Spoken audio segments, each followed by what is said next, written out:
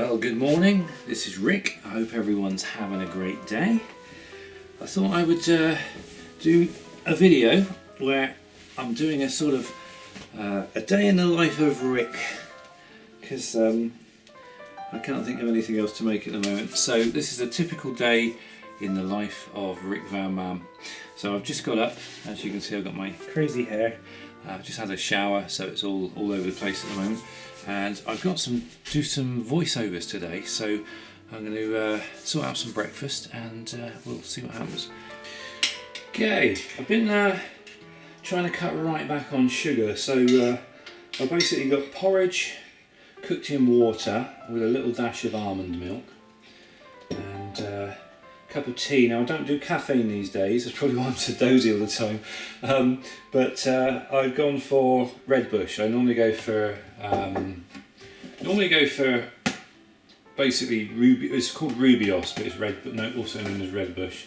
But at the moment I'm going for something called Rubios and vanilla, which is quite nice. Although I tend not to drink that as much as I do the standard Rubios, and again that's with no sugar. What I do now, I used to have like 1 full teaspoon of honey in my tea, but what I do now is I have about an eighth of a teaspoon, and it's perfectly refreshing. And now I need to do the voiceovers early in the morning when my voice is a lot deeper than, because my vocal cords are quite relaxed now, and I need the kind of the deep voice. So I'm going to go up and start doing some recordings now, and I'll take the camera along so you can see what it's all about. I just remembered I needed to do something. I've been working on this little picture because I love sci-fi and everything.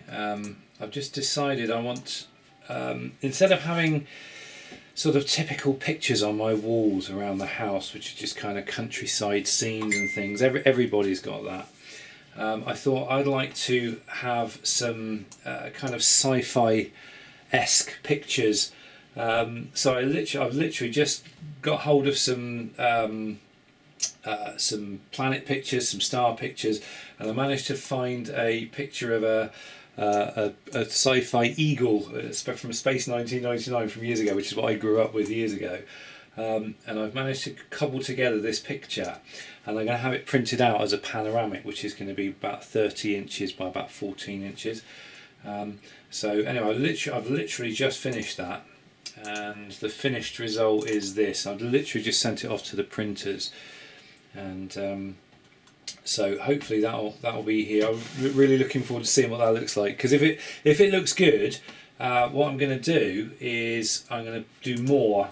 And I've, if I can show you, and I've managed to dig out found all these pictures on the internet, and I'll probably use some of them to print out onto sort of canvas prints and actually have sci-fi pictures on my walls. I'll pick out the best ones. Some of these I wouldn't go for, but I particularly love Destiny. That's the Destiny from Stargate Universe. So I might have a few pictures like this, which would be quite cool. And of course, I love the things like the Daedalus and that from Stargate or Stargate Atlantis. So that was quite funny. I spotted that the other day. I don't know who did that, but cool. So anyway, yeah, I'm not sure. We'll see what this one looks like when it comes back. Okay, welcome into my little booth, my little sound-proof booth. Well, it's not soundproof, it's just echo-proof, because you can't have echo on voiceover. So, I'm going to be reading out the latest script that we're working on. This particular one is called, oh, hang on, I've lost my space. This is a guided meditation for creating abundance.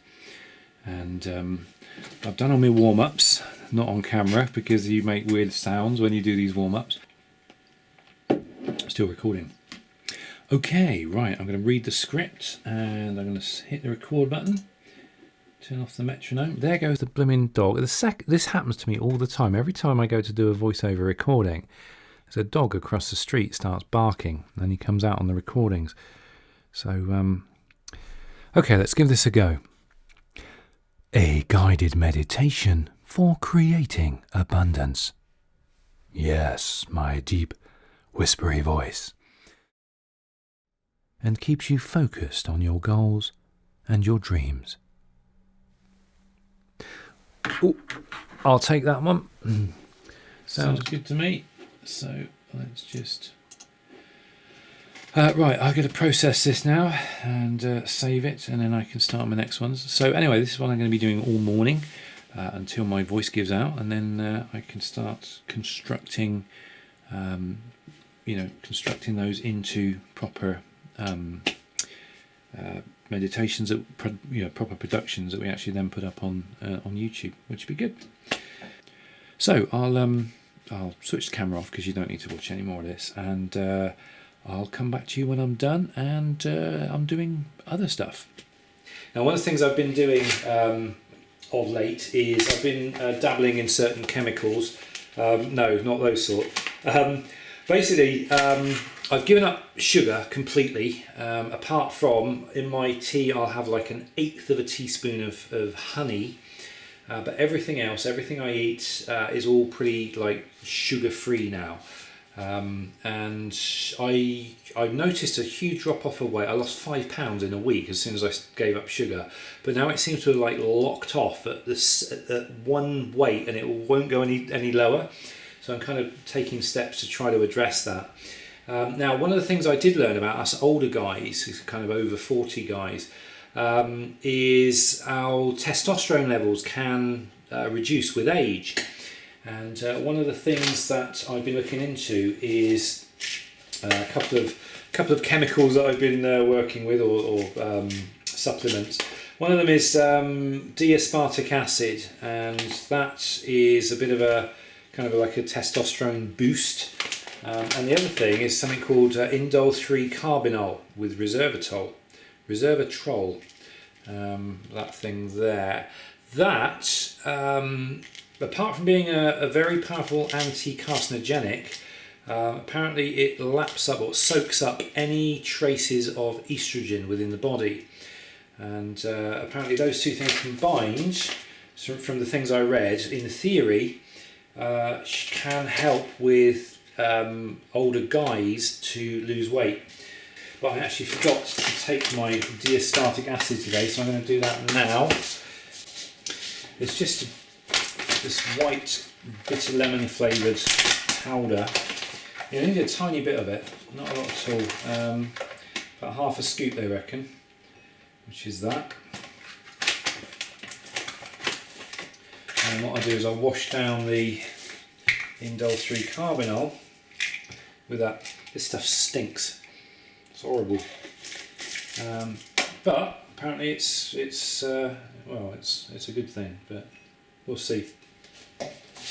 Now, I must admit, since I've been taking this, I have felt a little bit more energised, which is good. So hopefully some good's coming out of it. This stuff gets a bit gritty at the bottom. I've tried it with slightly warmer water just to see whether or not it'll dissolve it, but for some reason it doesn't. But yeah, this D-aspartic acid, it is quite good stuff. Obviously I'm using this in conjunction with doing lots of work on the treadmill. In fact, the treadmill, I took it around the clock yesterday. I was on there for about an hour and a half, no, nearly 2 hours. And I burned over 1,000 calories. Now the counter only goes up to 999 calories, so it actually went over and back to zero again, and I ended up doing about over 1,000 calories. And the same for the distance. The timer. It only goes up to 99.99 minutes, and then it goes back to zero. And I took both counters around the clock, and I was absolutely eating up the miles. And all I'm doing, literally, I just got my little smartphone. And I'm either just kind of, doing stuff on my smartphone, checking through, reading stuff. I'm reading, I'll read on the smartphone. It's easier than putting a book on the console and trying to read because you're not moving with the book. But on the smartphone, you're kind of moving with the smartphone, so you can stay engaged with it. I mean, I'm literally for 2 hours I got my head like this, which is probably not good. Not good for your eyesight, if nothing else. But the other day I was writing some stuff and I just totally got into it, and before I knew it I'd been 2 hours on the treadmill walking uphill. I was completely covered in sweat. I was just really, really burning up the calories, which was good. But still this weight won't go down. It's locked off at this one level.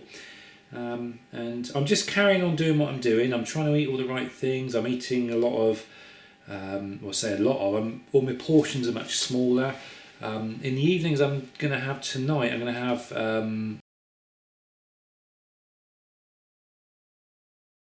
Right, time is now 12:30. I need to have something to eat. Low FODMAP, low sugar, low dairy, low wheat foods. Curry made from alfalfa, bamboo shoots, bean sprouts, water chestnuts, green beans, lentil soup or tinned tomato based with spices. That's what I'm going to do. I'm going to make a curry and I'll have some now and then I'll have some later. There we go. This is the quickest curry to make in the world ever. So basically I go for these Callow organic stock cubes. Tin of bean sprouts, organic chopped tomatoes, bamboo shoots in water and sliced water chestnuts. So it's basically chuck all those in a pan with a stock cube, or make a stock cube up, and then flavour with spices. So I've got cumin, coriander, garam masala, tiny bit of ginger, and flavour it up with mild curry powder. And that's what I'm going to have for my tea, my dinner and my tea. So yeah, I'm not going to film making it, but I'll show you what it looks like. Well, now, there it is cooking, and what I did, you might see the green bits, I defrosted I had a load of frozen spinach cubes, and I just defrosted about 5 or 6 of those and put those in as well.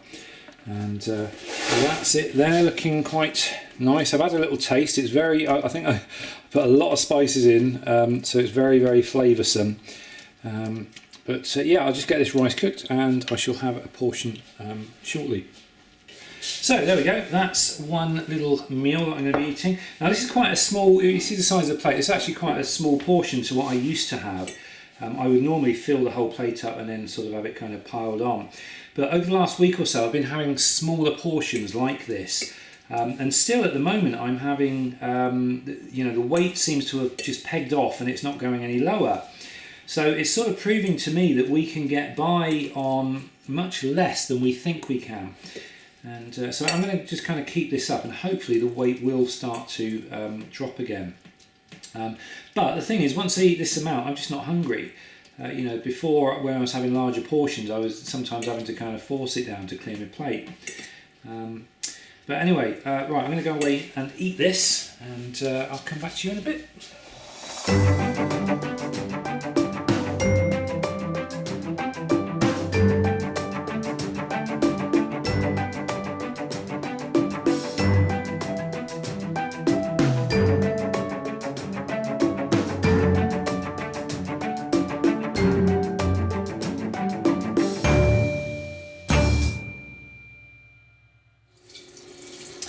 That was a really nice meal, I enjoyed that.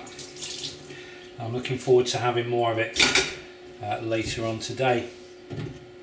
So now I'm going to have another cup of tea, because I drink a lot of tea. Although saying that, I've been cutting down on the amount of tea I drink since I cut down on the amount of sugar I drink. It's amazing, if you have a spoonful or two of sugar in your tea and you drink a lot of tea, that amounts to quite a lot of sugar through the day.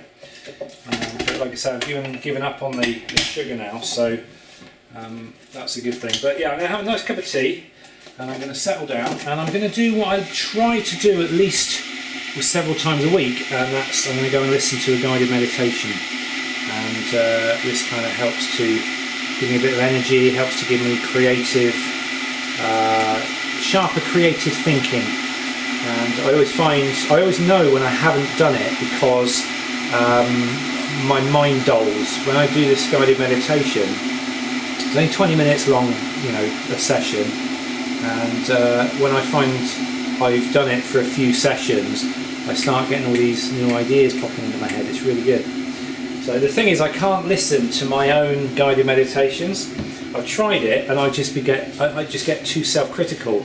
I start listening thinking, oh no, I should have had the volume lower there and I should have added this there and I shouldn't have had that sound effect there and stuff. which is quite funny. So I can't use my own, but I use somebody else's, either one I found on YouTube or some that I've bought as well. And I use those. And literally, all it means is you're taking a time out for 20 minutes in your day. And what they say is if you can meditate, do it for 20 minutes. If you can't meditate, then you should lie down for an hour. So from an efficiency standpoint, guided meditation is much better. And all that happens is you drift into a very, very deep state of relaxation. That's all you do. You chuck on some headphones. You see, I can't do that whole meditation thing where you sit there cross-legged and close your eyes and try to... I can't do any of that. I genuinely... every time I try it, it's just a very, very poor experience. But with guided meditation, it's just like listening to music, and you just lie down, stick some headphones on, and just be quiet and just kind of let the talking voice do all the work for you. It's really good. And then literally within 10 or so minutes, you just end up into this really, really deep, relaxed place. It's a different place to where you go when you're going to sleep. But you're sort of consciously aware of the voice in your mind, but you're very drifty. It's quite a serene experience, and I really enjoy doing it because I know a lot of people. Meditation. It's got a lot of stereotypes attached to it. You know, you say to somebody meditation. I've seen it so often. Obviously, I talk about it a lot because it's my other channel, but.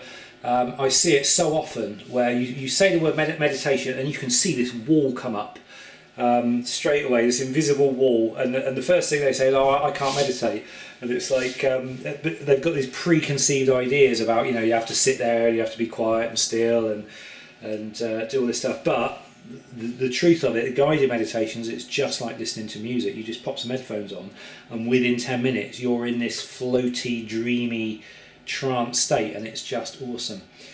And it has a cumulative effect as well, so that if you do it, you know, say 4 or 5 times a week. I mean, ideally, if you can do it every day, it's great. But obviously, people's days are just, you know, far too busy these days.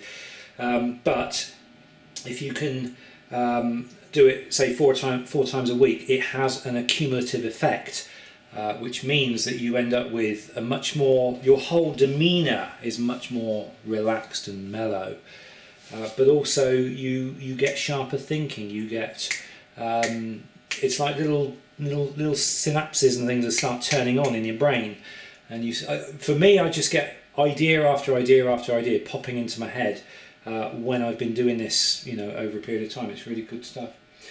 Anyway, so yeah, I'm going to let my dinner go down, have a nice cup of tea, have a little settle down for a minute. Well, I'll drink my tea and then I'll go and have a little meditate for 20 minutes. Feeling relaxed just thinking about it. It's great.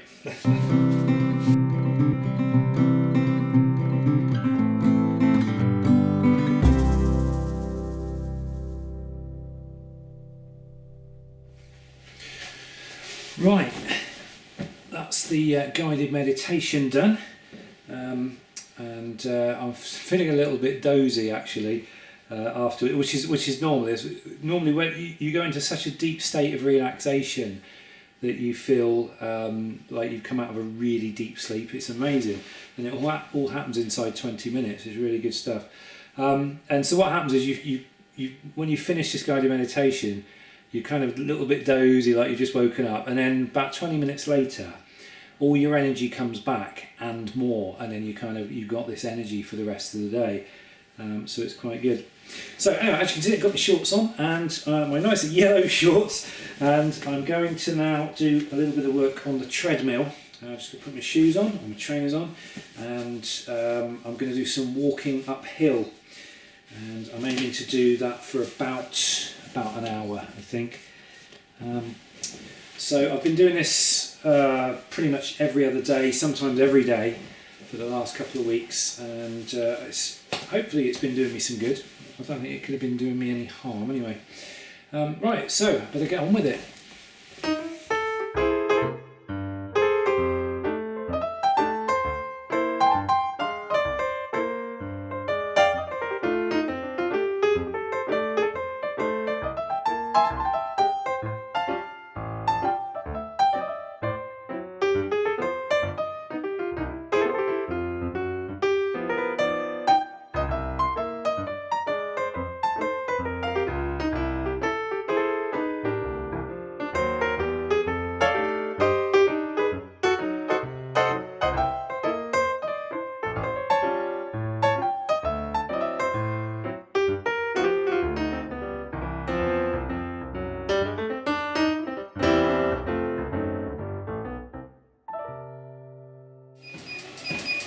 Oh, that is it.